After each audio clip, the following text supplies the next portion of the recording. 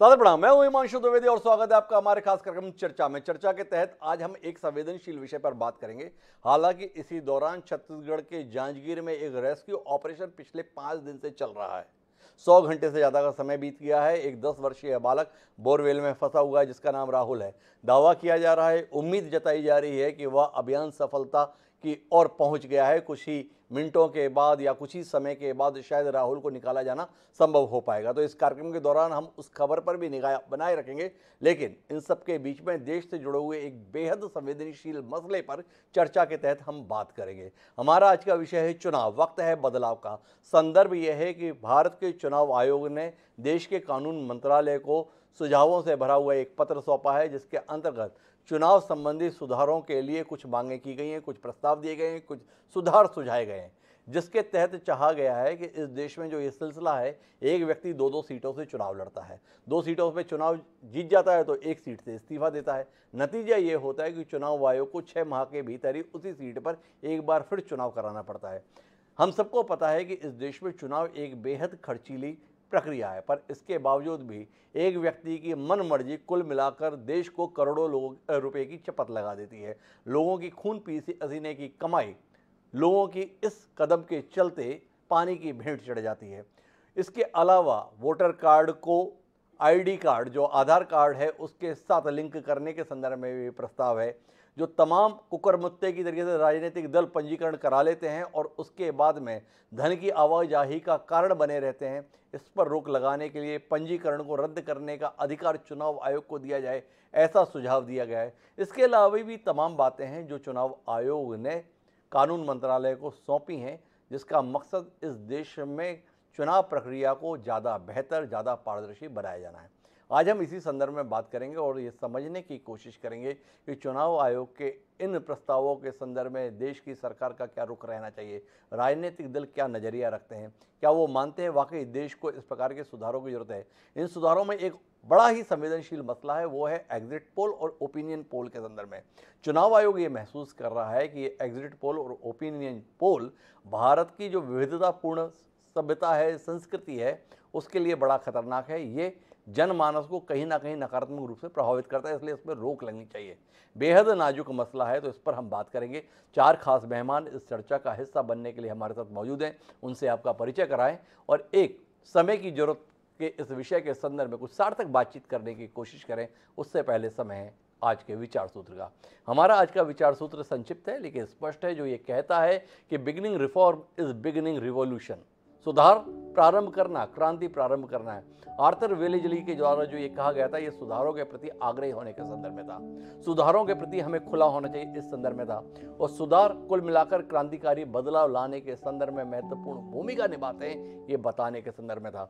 तो चुनाव आयोग के नवनियुक्त मुख्य चुनाव आयुक्त के द्वारा सुझाए गए सुझाव राजीव कुमार जी के द्वारा, उनको इसी दृष्टि से देखा जाए या किसी और दृष्टि से, यह हमारे विचार के केंद्र में होना चाहिए। हमारे साथ इस चर्चा का हिस्सा बनने के लिए 4 खास मेहमान हैं। हमारे साथ देश के बड़े ही प्रतिष्ठित प्रशासनिक अधिकारी रहे पूर्व चुनाव आयुक्त, मुख्य चुनाव आयुक्त ओपी रावत साहब खासतौर पर इस चर्चा के लिए मौजूद हैं। हमारे साथ देश के वरिष्ठ पत्रकार गिरिजा शंकर जी, जो राजनीतिक विश्लेषक है, निष्पक्ष और निर्भीक राय रखते हैं, वो भी हमारे साथ हैं। और 2 देश के प्रमुख राजनीतिक दल अर्थात भारतीय जनता पार्टी और भारतीय राष्ट्रीय कांग्रेस के प्रतिनिधि भी हमारे साथ हैं। हमारे साथ हरियाणा से जवाहर यादव जी हैं, तो मध्य प्रदेश से राकेश चौधरी जी हमारे साथ में। आप सभी का स्वागत है और चर्चा की शुरुआत मैं ओपी रावत जी से ही करना चाहता हूँ। ओपी रावत जी से ये समझना चाहता हूँ, देश में जब से चुनाव आयोग नाम की संस्था अस्तित्व में आई, समय समय पर अपने सुझाव देती है। उन सुझावों पर सरकार कभी ध्यान देती है, कभी ध्यान नहीं देती है। पहले कोई व्यक्ति 3-3 सीटों पर चुनाव लड़ लेता था। इस देश के कई बड़े नेता हुए हैं जिन्होंने एक साथ 3 सीटों पर चुनाव लड़ा। सबसे बड़ा नाम अटल बिहारी वाजपेयी जी के संदर्भ में, जिन्होंने 32 साल की उम्र में 1957 में 3 सीटों पर चुनाव लड़ा। ये अलग बात है कि वह 2 सीटों पर चुनाव हार गए, 1 सीट पर चुनाव जीते, इसलिए संकट नहीं आया। पर ऐसा बहुत उदाहरण मौजूद हैं रावत साहब, जब लोग 2 सीटों पर चुनाव लड़ते हैं, जीतते हैं, 1 सीट छोड़ देते हैं और फिर से आप लोगों को वहां पर चुनाव कराना पड़ता है। 3 से 2 का फैसला तो हो गया था 1996 में। अब चुनाव आयोग महसूस करता है कि इसे 1 सीट के संदर्भ में रिस्ट्रिक्ट किया जाए, एक आदमी 1 सीट से चुनाव लड़े। आपका नजरिया क्या ये लोगों के संदर्भ में सही है, या कुछ देश का पैसा बचाने के लिए लोगों के मूलभूत अधिकार के ऊपर अतिक्रमण करने की कोशिश है? किस विचार के साथ हैं आप?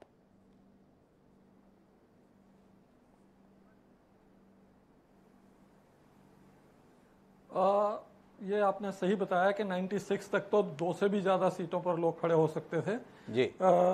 2004 में इलेक्शन कमीशन ने पहली बार ये प्रस्ताव रखा था कि एक सीट से ज़्यादा पर अंकुश लगाया जाए, एक सीट से ज़्यादा पर कोई खड़ा ना हो सके, और लगातार उस सुझाव को इलेक्शन कमीशन कानून मंत्रालय को भेजता रहा है।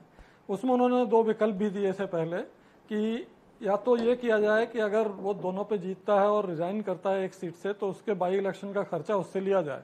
जिस समय ये सुझाव दिया गया था उस समय विधानसभा के सीट के चुनाव का खर्चा लगभग 5 लाख होता था और लोकसभा का 10 लाख होता था, बहुत कम था। अब तो ये करोड़ों में पहुंच गया है जी। दूसरा सुझाव ये था कि अगर ये खर्चे की बात नहीं मानी जाती है तो जो सेकंड रनर अप, मतलब जो उसका हारा कैंडिडेट है, उसको जीता डिक्लेयर कर दिया जाए उसके रिजाइन करने पर। तो ये दोनों सुझाव ही अभी तक उस पर कोई निर्णय नहीं हुआ है। लॉ कमीशन ने इलेक्शन कमीशन के इन दोनों सुझावों को नहीं माना था। उनका कहना यह है कि खर्चा देना ये बहुत जटिल प्रक्रिया है और ये प्रैक्टिकल नहीं होगा। तो उनका कहना सिर्फ यह है कि इसको एक सीट तक अंकुश लगाने के प्रावधान कर दिए जाएं, बाकी इसमें कोई प्रावधान ना रखा जाए। तो मुझे ये लगता है कि इसमें राजनीतिक पक्ष भी अपने को ध्यान में रखना चाहिए, क्योंकि कोई भी सर्वमान्य लीडर होता है, अपने यहाँ इंट्रा पार्टी डेमोक्रेसी का अभाव है, सर्वमान्य लीडर होता है, उसके विरोधी तरह तरह के षड्यंत्र करके कोशिश ये कर सकते हैं कि उस एक सीट से उसका नामांकन ही रद्द हो जाए, डिस्क्वालीफाई हो जाए या कुछ और हो जाए जिससे वो हट जाए तो दूसरा कोई उसकी जगह ले सकता है। तो ये सब चिंताएं राजनीतिक नेतृत्व के सामने हैं, पार्लियामेंट के सामने हैं, इसीलिए इस सुझाव पर विचार चल रहा है। और मैं इस बात से सहमत नहीं हूं कि पार्लियामेंट या सरकार इलेक्शन कमीशन द्वारा दिए गए सुझावों पर विचार नहीं करती है, हमेशा विचार करती है। सतत रिव्यू होता है इलेक्शन कमीशन में, लॉ सेक्रेटरी आके हर 6 महीने में प्रगति बताते हैं कि किस पर क्या हुआ, क्या चर्चा हुई, कैसा होना है।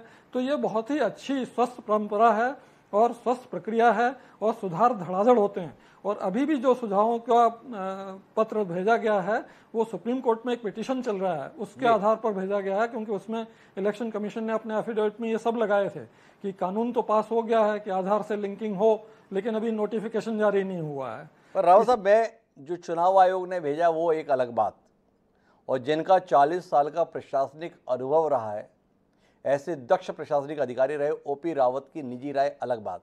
अब आप चुनाव आयुक्त तो है नहीं, इसलिए स्पष्ट राय दे सकते हैं। निजी तौर पर ओपी रावत किस विचार के साथ है, ये जानने में हमारी दिलचस्पी है। क्या आप मानते हैं कि वाकई किसी भी नेता को अगर चुनाव लड़ना है तो एक सीट के संदर्भ में ही लड़ना चाहिए? ये 2 सीट 3 सीट, जैसे आपने कहा कि षड्यंत्र कर सकते हैं, जो रोकने के लिए षड्यंत्र एक सीट के संदर्भ में निरस्त कराने के संदर्भ में कर सकता है, वो 2 सीटों के संदर्भ में भी कर सकता है। अगर 2 सीट की इजाज़त है तो फिर 20 सीट से लड़ने की इजाज़त क्यों नहीं है? तो आपसे जानना चाहूँगा कि आप निजी तौर पर जिस पारदर्शी शासन प्रशासन के पक्षधर रहे हैं अपने सेवा काल के दौरान, उसका अनुभव आपको किस विचार के साथ खड़ा रहने की इजाज़त देता है? किस राय के साथ है ओपी रावत?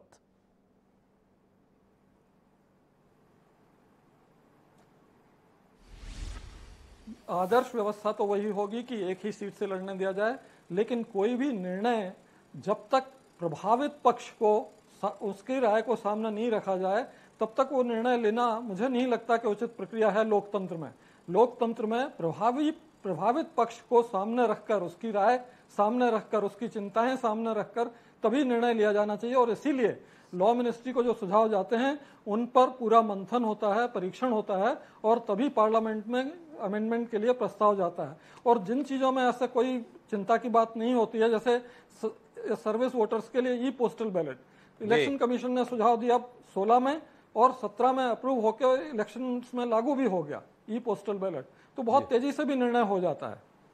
तो कुल मिलाकर ओपी रावत साहब कह रहे हैं कि प्रभावित पक्ष की राय जरूर लेनी चाहिए। निजी तौर पर तो वो इस बात के हामी है कि एक सीट पर ही एक व्यक्ति को चुनाव लड़ना चाहिए, लेकिन वो चाहते हैं कि प्रभावित पक्ष की राय भी शामिल की जाए। प्रभावित पक्ष के तौर पर हमारे पास विकल्प क्या है? दोनों प्रमुख राजनीतिक दल, इस देश का सबसे पुराना राजनीतिक दल और वर्तमान में इस देश का सबसे बड़ा राजनीतिक दल, दोनों के प्रतिनिधि हमारे साथ में हैं। दोनों के पास में उदाहरण हैं कई सीटों से एक ही व्यक्ति के चुनाव लड़ने के संदर्भ में। पर देश कुछ और सोच रहा है, देश में चुनाव कराने वाली संस्था कुछ और सोच रही है, और उस सोच के साथ में ये दोनों राजनीतिक दल कहाँ खड़े हैं ये जानने में हमारी दिलचस्पी है। जवाहर यादव जी, देश के सबसे बड़े राजनीतिक दल के प्रतिनिधि हमारे साथ हैं। किस विचार के साथ हैं जवाहर जी?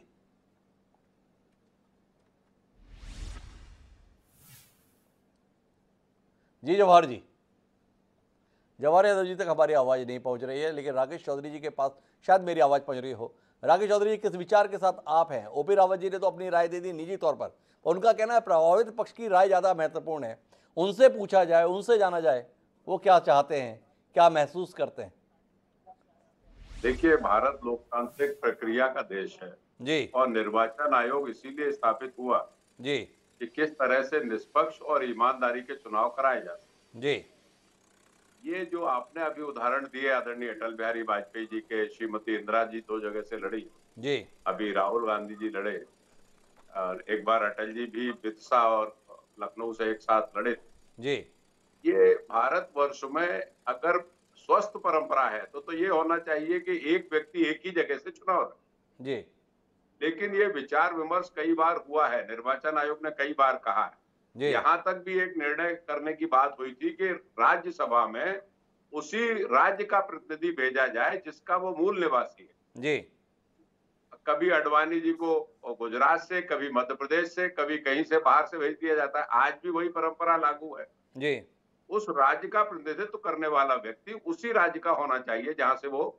इलेक्टेड हो रहा है। जी आपने जो बात बताई है, मैं इस बात का पक्षधर हूं कि एक व्यक्ति को एक जगह चुनाव लड़ने की पात्रता होनी चाहिए। जी आज नहीं तो कल ये कानून बनेगा। जी लेकिन पिछले कुछ वर्षों में डॉक्टर साहब हो क्या रहा है इस देश में? इस देश में तो कायदे की बात यह है कि जो चुनाव है, चाहे वो लोकसभा के हो चाहे विधानसभा के हो, जी मेरे जैसे लोगों का विचार हमेशा ये रहा है कि एक साथ होने चाहिए जी ताकि खर्चा कम बचे, समय बचे और लोग प्रगति के बारे में विचार करें। इस जी। देश में पिछले 10 साल से देख रहा हूं कि चुनाव और चुनाव के बाद मंदिर, जी इस दो के अलावा कोई बात ही देश में नहीं हो रही। वो तो भले थे हमारे पूर्वज जिन्होंने कुछ काम कर गए, जो इस देश को अभियांत्रिकी में आगे बढ़ा गए, IIM बना गए, IITs बना गए। पिछले 8 वर्षों से तो हम सिर्फ मंदिर और चुनाव, कभी बाई इलेक्शन, कभी उपचुनाव, कभी मेन चुनाव, कभी किसी राज्य के चुनाव, ये व्यवस्था डॉक्टर साहब एक होना चाहिए। अटल जी लोकसभा के साथ तो आप रहते थे चौधरी राकेश सिंह जी, आज आपकी बातचीत से पता चला कि आप मोदी जी के भी साथ हैं। मोदी जी ने भी कहा 1 नेशन 1 इलेक्शन। चौधरी राकेश सिंह बता रहे हैं मैं इस विचार के साथ हूँ, जानकर अच्छा लगा। लेकिन आपसे एक विषय पर और राय ले लें। आपने एक व्यक्ति एक जगह पे चुनाव लड़े, इसमें तो बड़ी स्ट्रांग पैरवी की है। एक विषय एग्जिट पोल और ओपिनियन के खेल को बंद करने के संदर्भ में, हालांकि पूरी दुनिया में चलता है, पर चुनाव आयोग का मानना ये ठीक नहीं है, इसे पूर्णतः प्रतिबंधित किया जाना चाहिए। इस संदर्भ में किस राय के साथ है? क्या आपको भी लगता है चुनाव की हवा बदलने के लिए राजनीतिक दल या सत्तारूढ़ दल पैसे का इस्तेमाल करते हैं, अपने पक्ष का वातावरण तमाम चैनल और अखबारों के माध्यम से बनाते हैं, ओपिनियन पोल के माध्यम से, और उसके माध्यम से अपनी नैया पार लगाने की कोशिश करते हैं, मतदाता को प्रभावित करते हैं? क्या आप वाकई इत्तेफाक रखते हैं या आपका मानना है कि देश क्या सोच रहा है ये सार्वजनिक होना चाहिए और ओपिनियन पोल से डरना नहीं चाहिए? बिल्कुल, आप बात, दोनों ही प्रश्न आपके बड़े वाजिब हैं। पहले बात तो मैं ये बता दूं कि मैं नरेंद्र मोदी जी की विचारधारा से कतई प्रभावित नहीं। जी, मैंने विचारधारा नहीं कहा था, विचार से प्रभावित होने की बात कही थी। 1 नेशन 1 इलेक्शन, इसके संदर्भ में उन्होंने ही नारा दिया था। आपने बताया मैं इसकी हिमायत करता हूं, तो मैंने कह दिया कि भाई विचार के साथ सहमत है। भाजपा नेता के साथ सहमत मत हुई, प्रधानमंत्री के विचार से सहमत हो गए तो अपराध थोड़ी कर दिया। देश के सम्मानीय नागरिक हैं आप। कतई नहीं किया है, लेकिन उनकी विचारधारा ये थी कि प्रधानमंत्री का चुनाव सीधे जनता से होना चाहिए जी। मैं इसका पक्षधर नहीं हूं। मैं इस बात का पक्षधर हूं कि लोकसभा विधानसभा के चुनाव एक साथ होने चाहिए जी, ताकि ये प्रक्रिया लंबी नहीं चले। जी। दूसरी आपने बात जो कही है कि कांग्रेस क्या सोचती है और क्या इसके बारे में उनके विचार है, जी। देखिए साफ बात है कि अगर ये चुनाव के जो संशोधन है ये नहीं होंगे, चुनाव आयोग बहुत पहले बना जी, और एक संशोधन प्रक्रिया उसका हिस्सा है जी, और अगर निरंतर संशोधन नहीं होंगे तो कैसे इसमें आगे सही रूप, मूल रूप ले पाएगा? जी, तो मूल बात यह है कि हमें चाहिए कि चुनाव एक साथ कराएं। और आपने जो बात कही है कि मैं इस बात का पक्षधर हूं कि नहीं हूं, कांग्रेस क्या चाहती है, कांग्रेस हमेशा लोकतांत्रिक व्यवस्था की पक्षधर रही थी और हम चाहते हैं कि प्रत्येक व्यक्ति का जो मंशा है संविधान की, कि प्रत्येक व्यक्ति के विचारों की नुमाइंदगी हो, प्रत्येक व्यक्ति एक एक व्यक्ति अपने नुमाइंदगी को आगे भेज सके। वो प्रक्रिया जब तक स्वस्थ नहीं होगी, जब तक सही परंपरा नहीं होगी। अरे सीधा बोलिए ना Chaudhary Rakesh ji, exit poll, opinion poll होते रहने चाहिए या प्रतिबंधित होने चाहिए? किस राय के साथ है चौधरी राकेश सिंह जी? कदापि नहीं होना चाहिए, ये प्रभावित करता है मतदाता को। और तो चौधरी राकेश सिंह जी नरेंद्र मोदी जी की विचारधारा से सहमत नहीं है, लेकिन चुनाव आयोग के सुझाव से सहमत है। मानना उनका है एग्जिट पोल, ओपिनियन पोल प्रतिबंधित होने चाहिए, खेल है ये, कुछ नहीं। लेकिन जवाहर यादव जी किस विचार के साथ है? दोनों में दिलचस्पी हमारी। ये व्यक्ति दो जगह से चुनाव लड़ने के लिए अनुमति दी जानी चाहिए, नहीं देनी चाहिए? जवाहर जी सवाल, एग्जिट पोल, ओपिनियन पोल जिसका आपको आजकल मास्टर बताया जाता है, चुनाव आयोग को लग रहा है बंद कराया जाना चाहिए। आप सहमत, असहमत? देखिए, पहले तो मैं अपने कांग्रेसी मित्र, आज डिबेट कितने अच्छे पे थी और कहते हैं कि भारतीय जनता पार्टी मंदिर मस्जिद करती है। हमने तो कहा नहीं, आपने शुरुआत इससे की, इस पे डिबेट ही नहीं जी। और कितने आईएम खुले, कितने एम्स खुले, 7 से 22 कैसे एम्स बन गए, इस पे भी जिस दिन चर्चा करनी हो बुला लीजिएगा। मैं आपके सामने विकास के सभी कार्यों पर चर्चा करने को तैयार हूँ। जी देखिए हिमांशु जी, जहां तक 2 सीटों पर चुनाव लड़ना चाहिए, इससे पहले उदाहरण है कि एक व्यक्ति 3 लोकसभा के चुनाव भी इकट्ठे लड़ता रहा है। 1957 में खुद माननीय अटल बिहारी वाजपेयी जी, मुझे जहां तक याद है, बलरामपुर, लखनऊ और एक जगह से और 3 जगह से चुनाव लड़े थे। और इसी तरह 91 में चौधरी देवीलाल भी 3 लोकसभा से चुनाव लड़े थे, जिसमें वो पंजाब से भी लड़े थे, हरियाणा से भी लड़े थे और राजस्थान से भी लड़े थे। और उसमें देवीलाल जी तीनों जगह से वो चुनाव हार गए जी। और उसके अलावा जब इंदिरा गांधी जी 1977 में हारी चुनाव, 1980 में वो दो लोकसभा के चुनाव लड़ी जी। तो ये तो अब तक होता रहा है कि 3 जगह से और 2 जगह से बड़े नेता चुनाव लड़ते रहे, चाहे कोई भी राजनीतिक पार्टी रही हो जी। तो इसमें अगर, परंतु अब बड़ा स्पष्ट रूप से मानना है कि एक उम्मीदवार एक जगह से लगे। भारतीय जनता पार्टी ने हमेशा अपनी तरफ से भी और चुनाव आयोग के सुझाव को भी ये माना है कि जो भी चुनाव की प्रक्रिया को अच्छे ढंग से, बेहतर ढंग से कर सके, उन सभी सुझावों का हमने समर्थन किया है जी। इसलिए जब ईवीएम पर पहली बार चुनाव हुआ 1998 में, शायद पहली बार 3 राज्यों में छोटा छोटा हुआ और 1999 का जो गोवा का चुनाव था वो फुल फ्लैश ईवीएम पे हुआ था, हमने उसका समर्थन किया था, उसकी पैरवी की थी। इसी तरह आपने पूछा कि एग्जिट पोल और उस पे है, हम इन सुधारों का समर्थन करते हैं और मैं कांग्रेस का दोगलापन दिखाना चाहता हूँ जी। चुनाव आयोग ने कहा है कि सभी मत उससे अटैच होने चाहिए आपके आधार लिंक से। राज्यसभा में 2021 में ये पास हुआ जी। इन्होंने विरोध किया, इन्होंने कहा जी आप इस पे डिबेट नहीं करा रहे, इसको जबरदस्ती पास कर रहे हैं। कोई भी लोकसभा हो या राज्यसभा, वहां कोई भी मत जो पास होता है, कोई भी विधेयक पास होता है। हेलो जी, आपकी आवाज सुन रहा हूँ। आपको आवाज आ रही है? जी जवाहर जी, जी जवाहर जी जारी रखिए। जवाहर जी के साथ हमारा संपर्क टूट गया है, हालांकि उन्होंने तर्कसंगत तरीके से अपनी बात रखी, लेकिन उस बात को हम गिरिजा शंकर जी से आगे बढ़ाते हैं। गिरिजा जी, 2 विषय, एक व्यक्ति का 2 जगह से चुनाव लड़ने के संदर्भ में प्रतिबंधित किया जा रहा है। देश ने 3 की जगह 2 किया था 1996 में। क्या 2022 में आप मानते हैं समय आ गया है एक व्यक्ति एक जगह से चुनाव लड़े? इतना खर्चीला चुनाव होता है, 10, 12, 15 करोड़ रुपए एक संसदीय क्षेत्र पर। जब सामूहिक चुनाव होता है तब खर्चा आता है, जब उपचुनाव होता है तो ये खर्चा और ज़्यादा हो जाता है। मेरे ख्याल से ओपी रावत साहब शायद ज़्यादा बेहतर बता पाएंगे। उस खर्चे को एक व्यक्ति की मर्जी के चलते देश को और मतदाताओं को भुगतना पड़े, इसे रोका जाना चाहिए या नहीं रोका जाना चाहिए? इस पर आपका नज़रिया। और एग्जिट पोल, ओपिनियन पोल का जो खेल है, इस खेल के अंतर्गत हालांकि आप भी बड़े खिलाड़ी हैं, क्योंकि कोई एग्जिट पोल, ओपिनियन पोल देश में होता है तो उसमें आप भी भूमिका निभाने के लिए मौजूद होते हैं, तो आपके अपने संदर्भ में सवाल हो सकता है, पर फिर भी जानने में दिलचस्पी आपसे, क्या आप चुनाव आयोग के साथ हैं या चुनाव आयोग के खिलाफ हैं विचार के संदर्भ में? देखिए, जब हम इलेक्शन रिफॉर्म की बात करते हैं जी, तो ये 2 जो मुद्दे हैं बहुत छोटे मुद्दे हैं जी, कि 2 जगह चुनाव लड़े कि एक जगह से लड़ें या नहीं लड़ें। चुनाव रिफॉर्म के बड़े बड़े मुद्दे जो हैं वो इलेक्शन कमीशन है, लॉ कमीशन है, CIC है, सुप्रीम कोर्ट है, इनके फैसले हैं।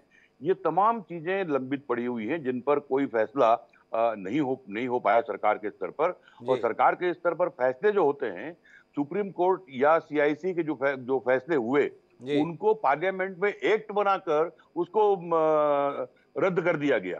तो बड़े बड़े जो मुद्दे हैं इलेक्शन रिफॉर्म के, उस पर चर्चा करने की जरूरत है। जब सुप्रीम कोर्ट ने ये आदेश पारित किया कि पार्टी का खर्चा कैंडिडेट के चुनाव खर्च में शामिल होगा, तो पार्लियामेंट में एक्ट लाकर उसको खारिज कर दिया गया। सीआईसी ने जब ये ऑर्डर पास किया कि पॉलिटिकल पार्टीज को सूचना के अधिकार के अंदर लाया जाए, तो उसको सूचना के अधिकार के अधिनियम को ही संसद में बदल दिया गया। तो ऐसी स्थिति में मैं समझता हूं कि ये जो मुद्दे हैं कि दो जगह से लड़े कि एक जगह से लड़े, बहुत छोटे मुद्दे हैं। तो जरूरी ये लेकिन एग्जिट पोल छोटा मुद्दा नहीं है गिरिजा शंकर जी। एक व्यक्ति एक जगह से लड़े, दो जगह से लड़े, मैं आपके इस विचार के साथ में हूं, छोटा मुद्दा है। लेकिन एग्जिट पोल और ओपिनियन पोल के माध्यम से जो खेल होता है, देश में तमाम चैनल के माध्यम से, अखबार के माध्यम से राजनीतिक दल जिस प्रकार से कराने की कोशिश करते हैं, आप उससे अनभिज्ञ नहीं है। क्या आप इस संदर्भ में चुनाव आयोग जमीनी स्तर पर जो महसूस कर रहा है और उसके तहत प्रतिबंध लगाने की सिफारिश कर रहा है, उसके साथ है या उसके खिलाफ है? उस पर एक हद तक प्रतिबंध लग चुका है। आप देखेंगे कि एग्जिट जो ओपिनियन पोल जो है वो चुनाव की प्रक्रिया के पहले होता है और चुनाव की पूरी प्रक्रिया के दौरान कोई पोल नहीं होता। पोल खत्म होने के बाद एग्जिट पोल की परमिशन है। तो मैं समझता हूं कि इतना प्रतिबंध पर्याप्त है, उसके अधिक और आगे जाने की कोई जरूरत मैं महसूस नहीं करता जी। क्योंकि चुनाव प्रक्रिया के दौरान कोई पोल नहीं होता, तो उस दौरान चुनाव प्रक्रिया को प्रभावित करने वाली जैसी कोई चीज नहीं है। इलेक्शन कमीशन ने ऑलरेडी ये व्यवस्था कर दी है। एक और विषय जो संवेदनशील है, हालांकि मैं उसके संदर्भ में भी ओपी रावत साहब के पास जाऊंगा। चुनाव आयोग ये महसूस करता है कि राजनीतिक दलों के पंजीयन का अधिकार तो उसे है, पर वो राजनीतिक दल अगर कदाचरण कर रहे हैं, उनके द्वारा नियम कायदे कानून का पालन नहीं कर रहे हैं, तो उनका पंजीकरण रद्द करने का कोई प्रावधान नहीं। अभी बीच में खबरें आई थी कि किस प्रकार से ये राजनीतिक दल काले को सफ़ेद करने का माध्यम बने हुए हैं। तमाम ऐसी पार्टियां जिनका ज़मीन पर कोई मौजूदगी नहीं है पर कागजों में है, वो चंदे के तौर पर पैसा लेती हैं और बदले में नकदी के तौर पर वापस कर देती है अपना एक हिस्सा काट कर। लेकिन इसके बावजूद भी चुनाव आयोग दंतहीन है, नखहीन है, क्योंकि वो उसका पंजीकरण निरस्त नहीं कर सकता। वो चाहते हैं कि ये अधिकार उनके पास हो। सरकार को देने में दिक्कत क्या है गिरिजा जी? नहीं, बिल्कुल कोई दिक्कत नहीं। मैं वही कहा ना कि इलेक्शन कमीशन से लेकर लॉ कमीशन, सुप्रीम कोर्ट, तमाम जो है इलेक्शन रिफॉर्म के बड़े बड़े फैसले, बड़े बड़े सुझाव सरकार के पास लगातार भेजते रहे हैं। आपको ख्याल होगा पिछले जो इलेक्शन चीफ इलेक्शन कमिश्नर थे कुरैशी जी, उन्होंने देश में 10-12 जगह पर इलेक्शन रिफॉर्म को लेकर लोगों की ओपिनियन इकट्ठा की और एक बड़ा एक डॉक्यूमेंट उन्होंने गवर्नमेंट को दिया। लेकिन गवर्नमेंट किस तरह के फैसलों को सिफारिशों को मानती है? नोटा लगा दो या छोटे मोटे इस तरह के जो फैसले हैं वो उस पर ले लेती है। लेकिन जो वास्तविक चुनाव सुधार के जो बड़े मुद्दे हैं उस पर कोई फैसला नहीं हो पाता। ये छोटा सा फैसला है कि रजिस्ट्रेशन रद्द करने का अधिकार इलेक्शन कमीशन को हो। मैं समझता हूं कि इसमें कहीं कोई आपत्ति नहीं होनी चाहिए। लेकिन ये मुझे यकीन पिछले अनुभव से मैं कह सकता हूं कि सरकार इस पर कभी भी सकारात्मक निर्णय नहीं लेगी। ऐसे बहुत सारी चीजें, आपने कहा कि इलेक्शन कमीशन जो है वो उसके दांत वो नहीं है, ये हम देखते हैं। आचार संहिता जो है उसको लीगल जामा पहनाया जाए, ये आज तक नहीं हो पाया। और आचार संहिता के प्रकरण में आप देखेंगे कि रोज ये खबरें आती है चुनाव के दौरान कि आचार संहिता के अंदर मुकदमा दर्ज किया गया, लेकिन चुनाव के बाद क्या हुआ? कुछ नहीं होता। जो चुनाव के दौरान आप देखेंगे कहीं 400 करोड़ 500 करोड़ नकदी इकट्ठा हुआ, शराब की और तमाम चीजों की चीजें इकट्ठी हुई, वो सब हो गया। लेकिन उसके कारण किसी का चुनाव रद्द किया गया हो या किसी को डिस्क्वालीफाई किया गया हो, ऐसा उदाहरण हमारे पास नहीं है। तो जरूरत इस बात की है कि ऐसे चुनाव सुधार पर सरकार को या पॉलिटिकल पार्टीज को गंभीरता से विचार करना चाहिए। यदि चुनाव को सही ढंग से लोकतांत्रिक तरीके से यदि चुनाव कराना चाहते हैं तो। गिरिजा जी बिल्कुल खरी बात कहते हैं। उनका कहना है कि ये आई वॉश वाले काम मत करिए।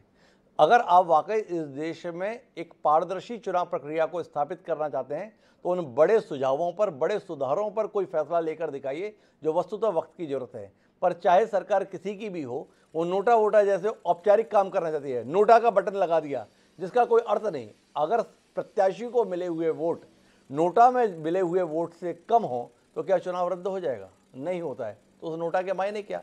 लेकिन मैं जाना चाहता हूँ ओपी रावत जी के पास, लेकिन हमारी बातचीत अधूरी रह गई थी जवाहर यादव जी से संपर्क टूटने के कारण। वो अपनी बात को पूरा करना चाहते हैं। एक बार जवाहर जी की बात सुनते हैं, फिर ओपी रावत जी से उनके अनुभव को लेकर बात करेंगे। जी जवाहर जी। देखिए, जैसे गिरिजाशंकर जी ने भी कहा और हमारे पास पूर्व सूचना आयुक्त बैठे हैं, सॉरी चुनाव आयुक्त बैठे हैं, दोनों का कि एक आधार लिंक करना, किसी भी वोट को आधार लिंक करना, ये छोटा कदम है या बड़ा कदम है। जी आप टीवी डिबेट पे कुछ कहेंगे और राज्यसभा में उसका विरोध करेंगे, तो जी हम तो उसको लेकर आए थे। राज्यसभा में विरोध करने वाले मेरे मित्र की पार्टी थी, राकेश सिंह जी की। जी तो इसलिए मेरा कहना है कथनी करनी में अंतर नहीं होना चाहिए। और सबसे बड़ी बात है, चुनाव पारदर्शी होना चाहिए। भारत में ये सबसे बड़ा काम है जी कि कोई भी व्यक्ति किसको मत डालना चाहता है, वो ईमानदारी से उसको वो मत पड़े, वो किसी दबाव में ना आए, वो उस पर भारतीय जनता पार्टी लगातार काम करी। और जितने भी सुझाव चुनाव आयोग की तरफ से कानून मंत्रालय को गए हैं, हम लगभग सभी चुनाव से सहमत हैं। और चुनाव आयोग ने तो यहाँ पर ये कहा है कि 20,000 की जगह 2,000 रुपए में 20,000 तक का जो भी चंदा देता है उसका नाम पब्लिक डोमेन में होता है, उसकी जानकारी कभी भी ली जा सकती है। जी तो कहां पहले करोड़ों रुपए भी देते थे, आज वो 20,000 पे आ गए। उसमें भी अगर लगता है कि और राशि कम करनी चाहिए, भारतीय जनता पार्टी उसका स्वागत करेगी। और जो गिरिजाशंकर जी ने उसको क्लियर कर दिया है कि एग्जिट पोल और जी चुनाव से पहले की प्रक्रिया में, तो वो अब इतना बड़ा खेल नहीं रहा। जी वो इतना बड़ा खेल नहीं रहा क्योंकि चुनाव समाप्त के बाद भी 1 घंटे बाद एग्जिट पोल आने लगते हैं, जिससे कि जो मतदाता अगर उस समय चुनाव केंद्र में चला गया है मत केंद्र डालने के लिए, पर चुनाव घोषित होने के 6 महीने पहले से भाजपा के जीतने के जो ओपिनियन पोल सारे चैनलों पर बढ़ बढ़कर दिखाए जाते हैं, उसके संदर्भ में जवाहर यादव जी कुछ कदम उठने चाहिए कि नहीं उठने चाहिए, ये भी तो भाजपा के मुकाबले कांग्रेस या अन्य विपक्षी दलों की चिंता है।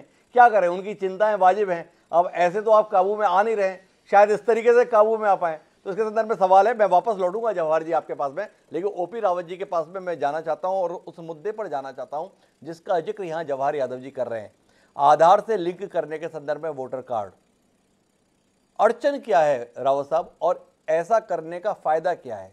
दोनों चीजें समझने में हमारी दिलचस्पी है। क्या इस संदर्भ में कोई नजरिया आपके माध्यम से हमारे दर्शकों को मिल सकता है?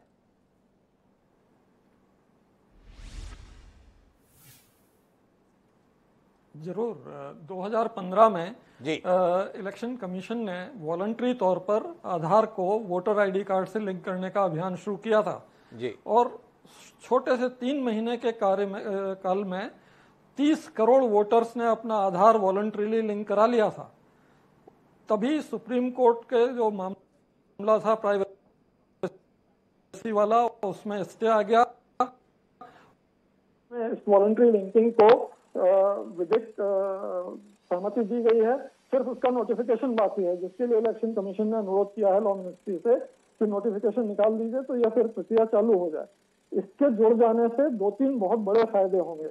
एक तो जो अभी डुप्लीकेट्स होते हैं हमारे इलेक्टोरल रोल में, जिसकी शिकायत हर चुनाव के पहले पार्टियां करती हैं, वो डुप्लीकेट्स बिल्कुल खत्म हो जाएंगे। कोई भी डुप्लीकेट नाम उसमें बचेगा नहीं। हम लोग अभी जो डुप्लीकेट हटाने का काम करते हैं वो डी डुप्लीकेशन सॉफ्टवेयर से, फोटो रिकॉग्निशन सॉफ्टवेयर से इनसे करते हैं और काफी हद तक सफलता भी पा लेते हैं इलेक्शन कमीशन में। लेकिन फिर भी 1%, 0.5% डुप्लीकेट फिर भी रह जाते हैं। लेकिन आधार अगर लिंक हो जाता है तो फिर एक भी नहीं बचेगा जो डुप्लीकेट वोटर होगा पूरे देश में। किसी भी इलेक्टोरल रोल में अगर उसका नाम है और पूरे उसके डेमोग्राफिक डिटेल सेम है तो वो उसे एक जगह की चॉइस दी जाएगी और उसी जगह उसका नाम रहेगा। तो ये एक बहुत बड़ा सुधार होगा जिससे कि डुप्लीकेट्स बिल्कुल हट जाएंगे। दूसरा क्या है कि अपने migrant workers, Bihar, Jharkhand, eastern UP, Orissa, गरीब प्रदेशों के लोग मजदूरी के लिए पंजाब, हरियाणा, दूसरे राज्यों में जाते हैं। अगर उस समय उनके राज्य में चुनाव आ जाते हैं तो वो अपना वोट डालने से वंचित रह जाते हैं जी। इन लोगों को अगर वोट डालने की व्यवस्था करनी है तो जहां वो काम करने के लिए गए हैं वहीं से व्यवस्था करना उचित होगा, क्योंकि वो अपना किराया लगा के पोलिंग स्टेशन लोगों को अगर वोट डालने की व्यवस्था करनी है तो जहां वो काम करने के लिए गए हैं वहीं से व्यवस्था करना उचित होगा, क्योंकि वो अपना किराया लगा के पोलिंग स्टेशन तक ट्रेवल करके जाएं और फिर वोट डालें, ये संभव नहीं लगता। तो इसलिए रिमोट वोटिंग, उसके लिए जरूरी है कि आइडेंटिफिकेशन का एक ऑथेंटिक स्तर होना चाहिए और ऑथेंटिक स्तर के लिए आधार लिंकेज बहुत महत्वपूर्ण है। और मैं आपका तजुर्बा जानना चाहूंगा रावत साहब, अड़चन किसके द्वारा रही? क्या राजनीतिक दल जो यहाँ टीवी कार्यक्रम में या विभिन्न मंचों पर चुनाव की पारदर्शिता के संदर्भ में, ईमानदारी के संदर्भ में, सार्वजनिक जीवन के ईमानदारी के संदर्भ में इतनी बड़ी बातें करते हैं, चुनाव आयोग की इस कोशिश में साथ खड़े थे, या आपने देखा कि ये तमाम राजनीतिक दल इस महत्वपूर्ण कदम के संदर्भ में विरोध की मुद्रा में थे, उनकी कोशिश थी ये काम सफल ना हो? अनुभव क्या रहा आपका?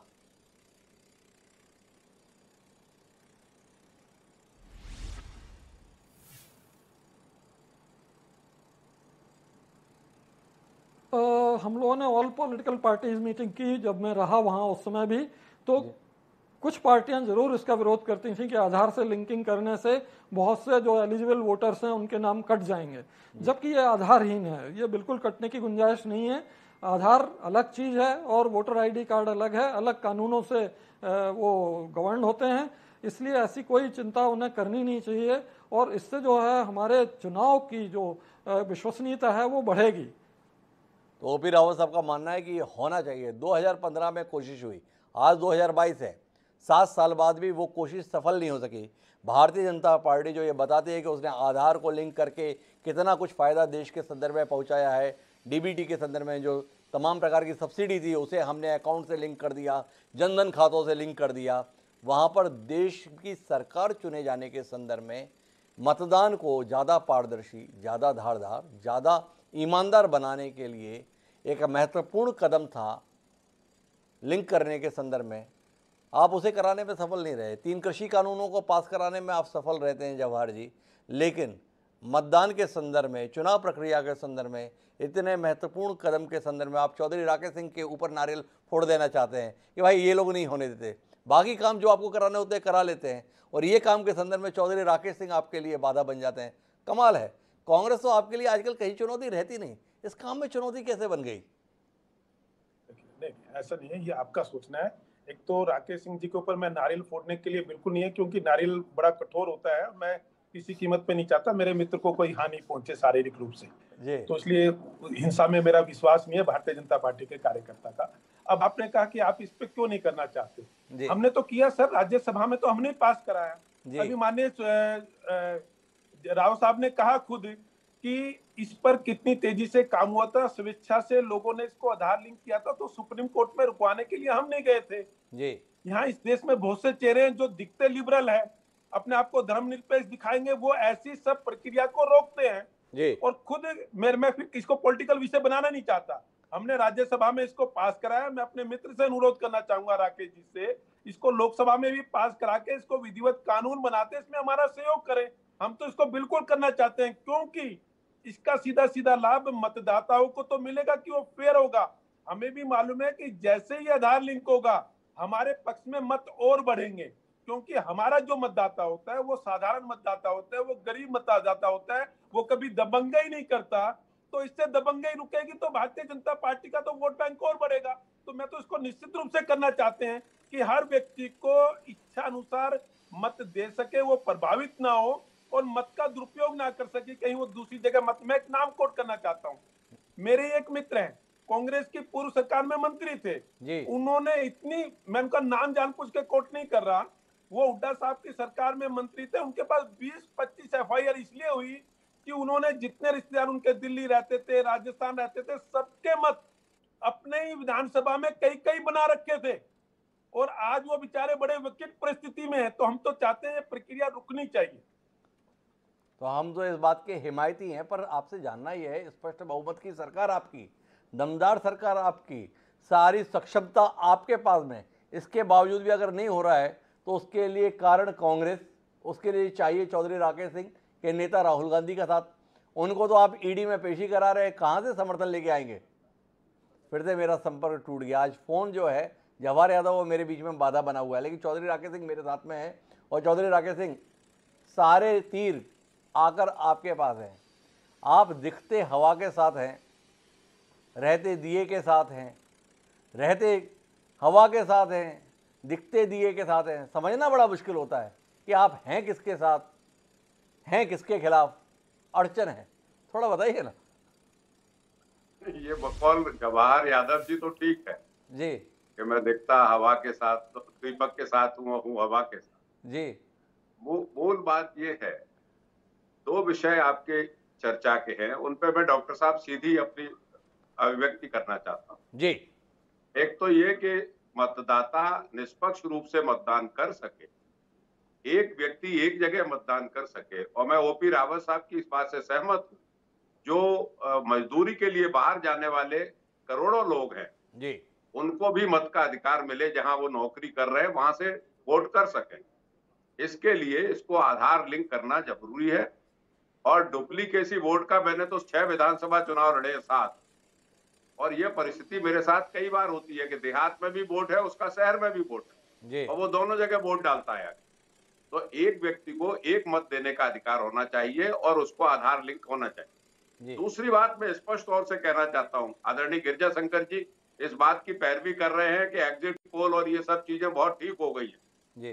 लोकतांत्रिक व्यवस्था में एक मतदाता का किसी भी तरीके से ना प्रलोभित होना, सर्वे का काम ये राजनीतिक दल करते हैं, और ये अपने धनाढ़ जो मीडिया चैनल हैं वो ये बताते रहते हैं कि आज इसका हो गया, कल इसका हो गया, और ये इनकी की सरकारें बनेगी। ये भी मतदाता की नियत को प्रभावित करता है। इसलिए आवश्यकता इस बात की है कि ये खत्म होना चाहिए, चाहे वो प्री पोल हो, एग्जिट पोल हो, और चाहे सर्वे हो। जी। करोड़ों अरबों रुपए देश के इसमें खर्च हो रही, राजनीतिक पार्टियां कर रही हैं, जी। ये सर्वे करा रही है, सर्वे रिपोर्ट आ रही है, और ये जितने चैनल्स हैं बड़े बड़े, वो सब यही धंधा बना लिया है जो वोट को प्रभावित करता है, एक सरल और सीधे साधे मतदाता को प्रभावित करता है। इसलिए इस पे तब्दीली होना चाहिए। एक व्यक्ति स्वतंत्र रूप से अपने मन से वोट कर सके, उसको कोई प्रलोभित ना करे।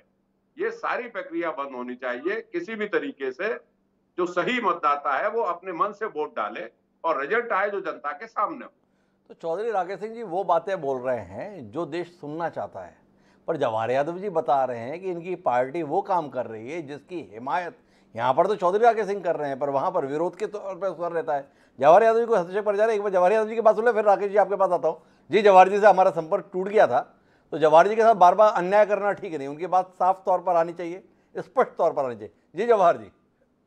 देखिए, मेरे मित्र राकेश जी ने कहा कि मीडिया न्याय करता है, क्योंकि उन्होंने जितना पॉलिटिकल पार्टी को घेरा इस डिबेट में जी, उतना उन्होंने मीडिया को भी घेरा है। जी। आपका नाम इसलिए नहीं लेंगे कि उनको मर्यादा में रहने वाले मुझे राकेश जी लगते हैं क्योंकि आपके टीवी चैनल पे बैठे हैं, परंतु उन्होंने सीधा सीधा स्पष्ट रूप से कहा है कि मीडिया भी सभी उन धंधों में लगा है। जी। तो इसका मतलब अगर ये कथन सत्य है, जी, मैं इससे सहमत नहीं हूं, जी, अगर ये कथन सत्य लगता है तो मुझे लगता है कि चुनाव आयोग को इस पर भी करना चाहिए कि राजनीतिक पार्टियों को मीडिया में कितना आना, कितना नहीं आना, कितना उस पे चुनाव की प्रक्रिया को दिखाना या कितने इसको करना, तो इस पे सुधार की गुंजाइश तो मीडिया में मुझे लगता है लगातार है। जी। परंतु जहां तक है, देखिए मैं बड़ा स्पष्ट रूप से कहना चाहता हूं, हम इन सभी सुधारों के साथ खड़े हैं, हमने लगातार किया है। 1950 के दशक में चुनाव की प्रक्रिया में सुधार होने शुरू हुए थे, हमने हर सुधारों का साथ दिया है, और हमने केवल दिया नहीं है, जब से हमारी सरकार है। और मैं आपको एक और कमिटमेंट करना चाहता हूं जी, कि हम अपने लोकसभा में भी और राज्यसभा में भी इसको कानून बनाएंगे कि हर रात में अनिवार्य रूप से आधार लिंक हो, जिससे कि कोई व्यक्ति दोबारा से कोर्ट में जाकर किसी रूप से इसका सहारा न ले सके।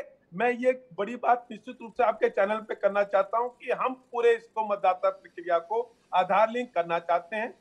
परंतु जहां तक इन्होंने मेरे मित्र ने सर्वे की बात की, जी, देखिए ये प्रैक्टिकल नहीं है कि आप सर्वे ना करो। कोई भी राजनीतिक पार्टी, अगर मेरी राजनीतिक पार्टी है, मैं निश्चित रूप से सर्वे करना चाहूंगा कि मेरे किसको उसको चुनाव लड़ाना चाहिए जिससे वहां की जनता उसको पसंद करती हो।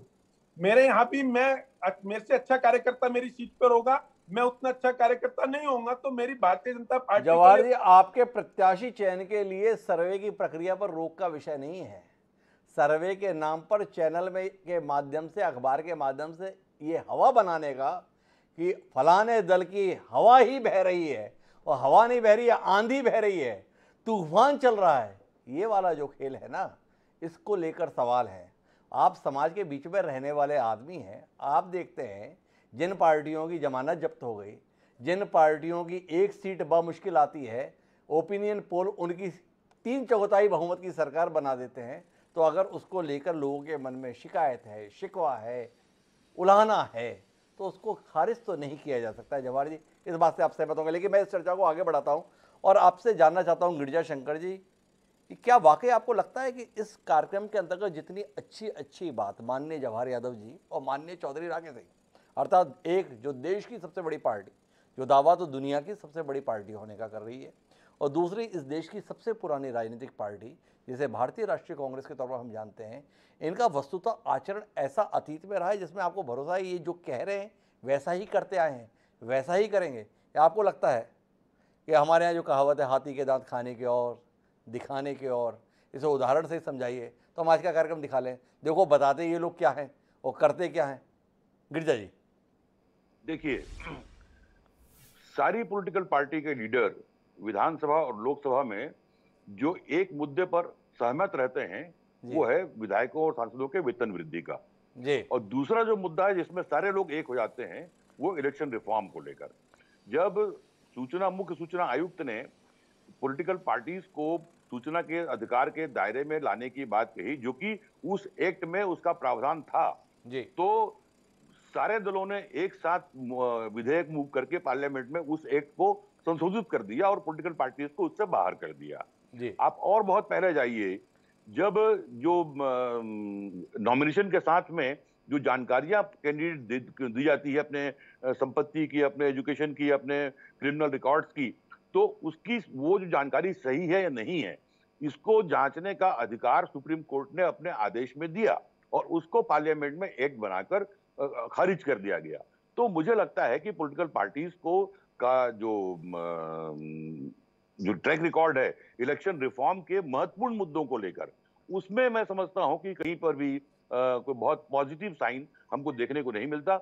आप यदि रिकॉर्ड निकालें तो सन 60 से लेकर आज तक इलेक्शन कमीशन, सुप्रीम कोर्ट और लॉ कमीशन की कितनी सिफारिशें पड़ी हुई हैं सरकार के पास विचार करने के लिए। सरकारें चाहे किसी की रही हो, कोई पॉलिटिकल पार्टी रही हो, लेकिन इलेक्शन रिफॉर्म को लेकर वो बहुत ईमानदार और गंभीर कोशिश करते हुए अब तक तो नजर नहीं आया है। आगे मैं समझता हूं कि यदि पॉलिटिकल पार्टीज जो हैं यदि तय कर लें कि हमको इस मुद्दे पर एक होना है कि पॉलिटिकल रिफॉर्म हो, तो कोई ताकत नहीं है, क्योंकि ये सारा अधिकार संविधान में संसद को है। इलेक्शन कमीशन केवल एक चुनाव कराने वाली संस्था है, उसके पास कोई चुनाव के नियम बनाने के अधिकार नहीं है। तो जाहिर है वो सारे अधिकार जो हैं वो संसद के पास हैं। तो यदि सन 60 के बाद से आज तक जितने भी जो रिफॉर्म के सजेशन पहुंचे हैं सरकार के पास, एक बार सारी पॉलिटिकल पार्टी अपने अपने स्तर पर उसको रिव्यू करें, देखें ऐसे कौन कौन से रिफॉर्म के अच्छे सुझाव हैं, अच्छे सजेशन हैं जो कि लंबित हैं और उस पर अमल में लाने की कोशिश करें। तो मैं समझता हूँ सुधार इलेक्शन में रिफॉर्म करना कोई बहुत मुश्किल नहीं है, लेकिन उसके लिए जो पॉलिटिकल विल की जरूरत है वो हमेशा गायब नजर आती है। तो गिरिजा शंकर जी को तो साफ तौर पे कहना है इस देश के राजनीतिक दलों की चुनाव प्रक्रिया में सुधार के संदर्भ में ट्रैक रिकॉर्ड कतई प्रभावित करने वाला नहीं है। कहना कुछ और है, करना कुछ और है। जवाहर यादव जी को ऐसे समय में हमेशा तकलीफ होती है, उन्हें लगता है भारतीय जनता पार्टी को सबके साथ खड़ा नहीं होना चाहिए, भारतीय जनता पार्टी को हमेशा अलग देखना चाहिए, हमें अलग दिखना चाहिए। ये कोशिश भाजपा पहले करती थी, अब भाजपा ये बातें करती है कि आपको अलग देखना चाहिए। क्यों देखना चाहिए जवाहर यादव जी बताएंगे? जी जवाहर जी। देखिए मुझे लगता है गिरिजा शंकर जी बड़े वरिष्ठ पत्रकार है, पर कहीं ना कहीं मुझे लगता है ये अतिवादी हो गए हैं इस सोच को लेकर। जी सर, जितने भी रिफॉर्म हुए हैं, यहाँ पूर्व सूचना आयुक्त बैठे हैं, एक व्यक्ति बैठा है जो 5-6 बार चुनाव लड़ चुका है, आपका एक ना जीवन है सर। जितने भी सुधार हुए हैं, चाहे ईवीएम हो, चाहे आयु कम किसी भी राजनीतिक पार्टी ने किए, वो चाहे ईवीएम का विषय हो, चाहे मतदाता के आयु कम करने का विषय हो, चाहे टीपी जो लिस्ट निकलती है जिसमें पता चलता है कि मैंने उसको वोट दिया, उसको पढ़ा नहीं पढ़ा, चाहे इसमें चुनाव खर्चे की विषय हो, ये सब बदलाव कैसे हुए? ये राजनीतिक पार्टियों ने किए हैं। ये आप ही ने कहा कि चुनाव आयोग के पास तो कोई अधिकार होता नहीं, और आज 60 के दशक से लेके आज तक जितने भी बदलाव हुए वो राजनीतिक पार्टियों ने ही किए हैं।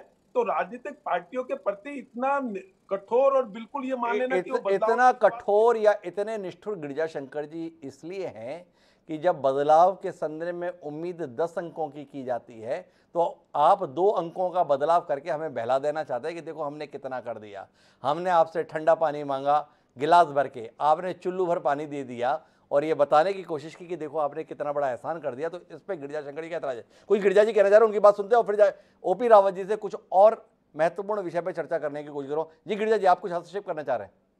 हाँ, मैं वही कह रहा था कि जो रिफॉर्म हुए हैं, मैं नहीं कहता हूँ रिफॉर्म नहीं हुए हैं, जी। लेकिन इलेक्शन रिफॉर्म जो हुए हैं वो केवल आई वॉश है। जी। जो मुख्य मुद्दा है कि चुनाव को धन बल से मुक्त करना, चुनाव को फ्री एंड फेयर करना, उसको लेकर जो जो, जो, जो चुनाव खर्चे की बात की है, जब सुप्रीम कोर्ट ने यह फैसला कर दिया कि पार्टी के खर्चे को कैंडिडेट के खर्चे में जोड़ा जाएगा, उसको क्यों बदला गया?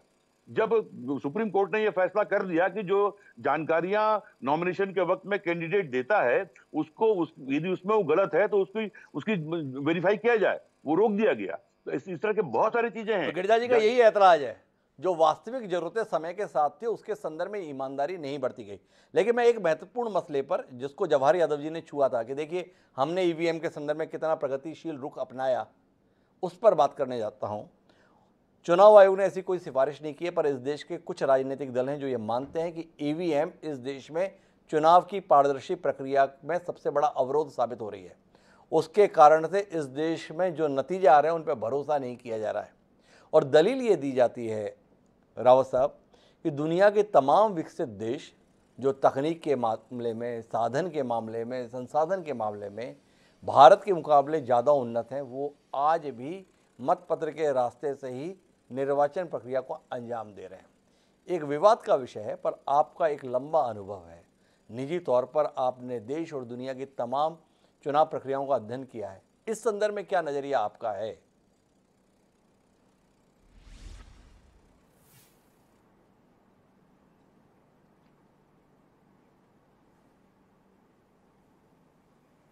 देखिए, ईवीएम के बारे में काफ़ी चर्चा हो चुकी 2017 से अभी तक। इलेक्शन कमीशन ने ईवीएम चैलेंज भी किया था, क्योंकि उस समय सबसे ज़्यादा हल्ला मचा था। सारी पार्टियों को चुनौती दी गई थी कि आप 3 दिन तक यहाँ हम ये खोले हुए हैं, आप कई जो चुनाव हाल ही में हुए उत्तर प्रदेश, उत्तराखंड, पंजाब, वहाँ पे जहाँ भी आपको लगता हो कि ईवीएम मैनिपुलेट हो सकती थी, वहाँ की ईवीएम को आप ले आइए सिक्योरिटी फोर्सेस के साथ, और यहाँ आके आप उसमें एक वोट इधर का उधर करके दिखा दीजिए, तो इलेक्शन कमीशन मान जाएगी कि आपकी शंका साधार है। लेकिन कोई पार्टी उस चुनौती को स्वीकार करके सामने नहीं आई। इलेक्शन कमीशन ने प्रोएक्टिवली ईवीएम स्टेटस पेपर बना के अपनी वेबसाइट पर डाला, पब्लिक डोमेन में। उसमें सारे मुद्दों का कि कौन से विकसित देश क्यों नहीं इस्तेमाल कर पा रहे हैं ईवीएम, कितने देश जो है ईवीएम इस्तेमाल कर रहे हैं और क्या अंतर है। अब जैसे ऑस्ट्रेलिया में अभी चुनाव हुए थे, 21 या 22 मई को पोलिंग हुई और रिजल्ट्स जो है अभी तक फाइनल नहीं हो पाए, लेकिन वहाँ की जनता और दूसरे लोगों में इतना विश्वास है व्यवस्था के प्रति कि जब रुझान आ गए 23 मई 24 मई को कि इनकी पार्टी को बहुमत मिलने की संभावना है, तो उनके प्रधानमंत्री ने शपथ ले ली और वो प्रधानमंत्री बन गए। तो वहाँ की व्यवस्थाएं अलग हैं। उनके यहाँ कंपलसरी वोटिंग भी है, लेकिन फिर भी वहाँ 81-82% वोटिंग होती है। हमारे यहाँ बिना कंपलसरी वोटिंग के भी 67% वोटिंग हो जाती है।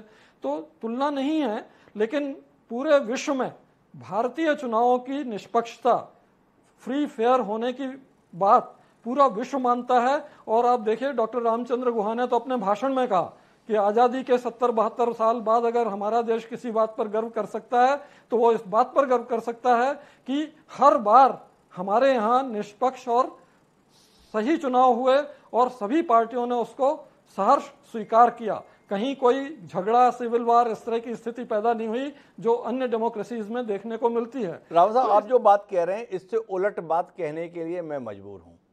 रामचंद्र गुहा जी ने जो कहा वो अलग बात, और देश के सबसे पुराने राजनीतिक दल अर्थात भारतीय राष्ट्रीय कांग्रेस ने अभी उदयपुर में चिंतन शिविर रखा था, संकल्प शिविर रखा था। उसमें चाहा गया कि इस देश में चुनाव वापस मतपत्र के आधार पर होने चाहिए। सबसे बड़ी दलील इसके समर्थन में ये दी जाती है कि दुनिया का सबसे विकसित देश है अमेरिका, वह भी अपनी निर्वाचन प्रक्रिया को बैलेट के माध्यम से अंजाम देता है, वोटिंग मशीन के माध्यम से अंजाम नहीं देता। तो हिंदुस्तान में भी लोगों का विश्वास चुनाव के प्रति बना रहे, इसके लिए जरूरी है कि मतपत्र से ही वापस प्रक्रिया को अपनाया जाए। इस संदर्भ में आपकी क्या दलील है? अमेरिका बनाम भारत, अमेरिका अभी भी मतपत्र के माध्यम से और भारत चाहता है ईवीएम के माध्यम से, इसके संदर्भ में कुछ बात कहेंगे आप?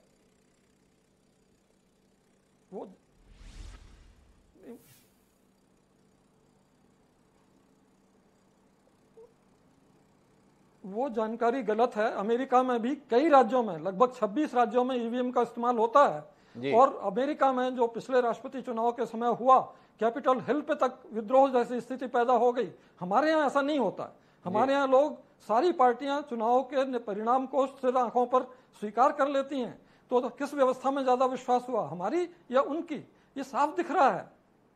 तो कुल मिलाकर ओपी रावत जी इस विषय पर बहुत स्पष्ट राय के साथ में हैं कि ईवीएम के माध्यम से हमने चुनाव को ज़्यादा बेहतर किया है, ज़्यादा पारदर्शी किया है। लेकिन जवाहर यादव जी लगातार इस बात को लेकर अपनी नाइकतिफाकी रखते हैं कि चुनाव सुधारों के संदर्भ में कांग्रेस या अन्य राजनीतिक दलों का जैसा भी रुझान हो, पर भारतीय जनता पार्टी तो चुनाव सुधारों के संदर्भ में कदम उठाने के लिए हमेशा तत्पर रही है और बाकी राजनीतिक दलों ने भी समय समय पर कदम उठाए हैं। पर गिरिजा शंकर जी की शिकायत है जवाहर जी, उस पर आखिरी टिप्पणी आपकी।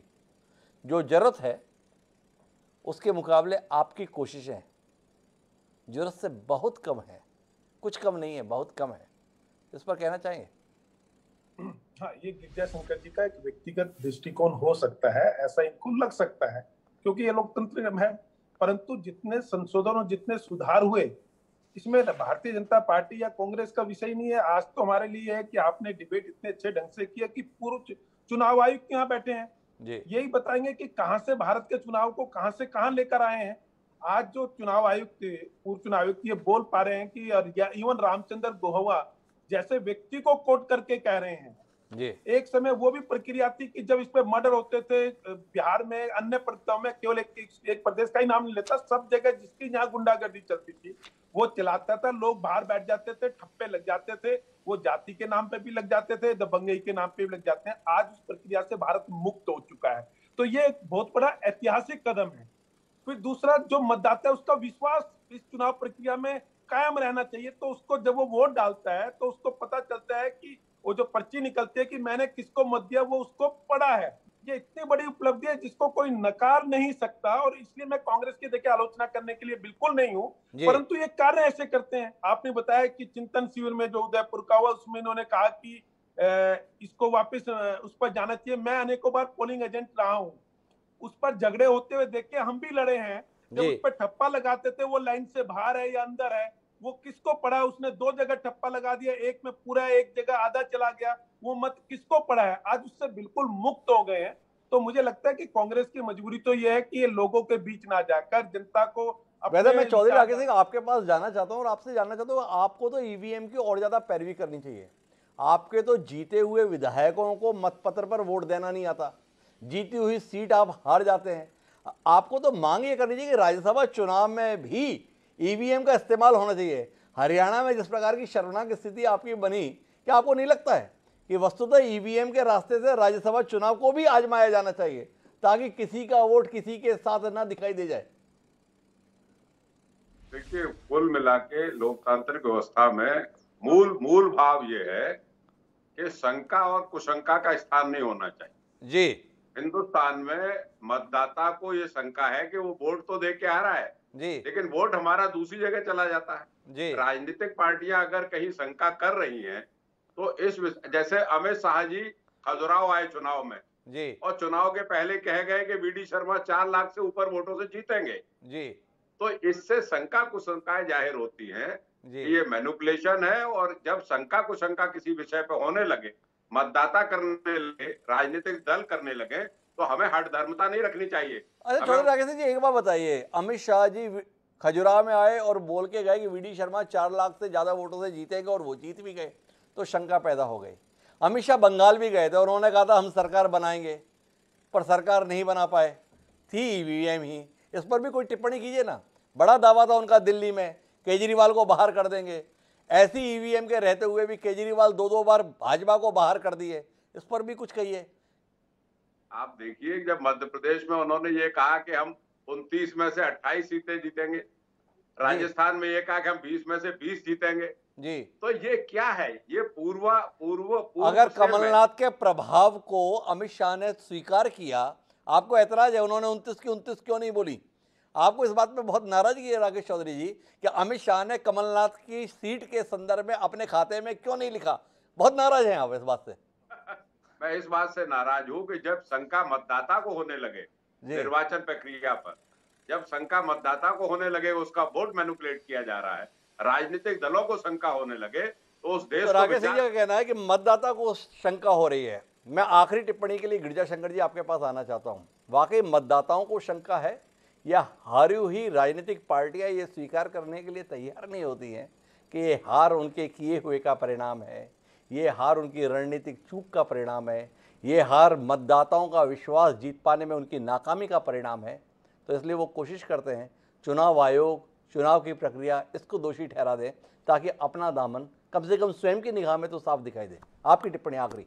देखिए, जहां तक चुनाव आयोग और चुनाव प्रक्रिया का प्रश्न है, तो उसमें मतदाताओं का कितना विश्वास है, चुनाव दर चुनाव जो वोटिंग परसेंटेज बढ़ रहे हैं, ये उसका परिणाम है, ये उसका प्रतीक है। मैं समझता हूं कि हमारा जो इलेक्शन कमीशन जिस तरह से काम करता है और जिस तरह से चुनाव हमारे देश में होते हैं, वो दुनिया में कहीं भी होने वाले चुनाव से कहीं अधिक विश्वसनीय है। मेरा आग्रह पॉलिटिकल पार्टी से सिर्फ इतना ही है कि इस चुनाव आयोग को, जो हमारे लिए एक गर्व की बात है, उसको और मजबूत बनाने के लिए दिशा में काम करें, इलेक्शन रिफॉर्म को तेजी से लागू करें, अपने पॉलिटिकल जो उनके नफा नुकसान है उससे ऊपर बढ़कर इलेक्शन कमीशन को, इलेक्शन प्रक्रिया को और लोकतंत्र को मजबूत करने के लिए जिस तरह की भी रिफॉर्म की जरूरत है और जो अलग अलग संवैधानिक संस्थाओं ने सरकार के पास भेजे हैं, उस पर काम करने की जरूरत है। लोगों का विश्वास बहुत बहुत बहुत इलेक्शन और इलेक्शन प्रक्रिया के साथ, इलेक्शन आयोग के साथ है, और जिसका प्रमाण हमको हर चुनाव में देखने को मिलता है। कुल मिलाकर अगर हम इस पूरी बातचीत के मर्म पे पहुंचे तो मर्म की बात यह है कि हर राजनीतिक दल ये बताने की कोशिश करता है कि उसका दल से बड़ा हित देश के संदर्भ में रहता है, वह देश हित को सर्वोच्च प्राथमिकता देता है। अगर वाकई ये सत्य है तो फिर समय आ गया है कि चुनाव सुधारों के संदर्भ में राजनीतिक दल रोड़ा बनने का काम ना करें, बल्कि राह को साफ करने का काम करें। चुनाव आयोग ने जो सुधारों के संदर्भ में अपना आग्रह सरकार तक पहुंचाया है, उन सुधारों के संदर्भ में त्वरित फैसले लिए जाए, उन्हें क्रियान्वित किया जाए। देश आज़ादी के 75 साल के भीतर दुनिया के बीच में एक पारदर्शी चुनाव प्रक्रिया के संदर्भ में सम्मान कमाया है। वो सम्मान और बढ़े, यह कोशिश हर राजनीतिक दल की होनी चाहिए। क्या राजनीतिक दल इस कोशिश के लिए तैयार होंगे, जानने में हमारी दिलचस्पी रहेगी। आप चारों मेहमानों का बहुत बहुत धन्यवाद इस सार्थक चर्चा का हिस्सा बनने के लिए। समय है अब आज के शेर का। हमारा आज का शेर इसी आग्रह के संदर्भ में कहता है कि जी में आता है कि दुनिया को बदलना चाहिए, कि जी में आता है कि दुनिया को बदलना चाहिए और अपने आप से मायूस हो जाता हूं मैं। गुलाम हुसैन साजिद ने जो कहा था वो चुनाव आयोग के सुधारों के संदर्भ में तो उम्मीद जगाता है, पर इस देश के राजनीतिक दल समय समय पर जो आचरण करते हैं वो मायूसी पैदा कर देते हैं, क्योंकि वह इन सुधारों के प्रति उतनी तत्परता नहीं दिखाते जितने अपनी बाकी हितों के संदर्भ में दिखाते हैं। क्या देश हित में दल हित का परित्याग करने के लिए इस देश के राजनीतिक दल तैयार होंगे, यह एक सवाल है जिसका उत्तर भविष्य में मिलेगा। हमें उस उत्तर का इंतजार है। अब मुझे दीजिए याद, कल फिर मिलेंगे नए विषय के साथ। तब तक के लिए सदा प्रणाम।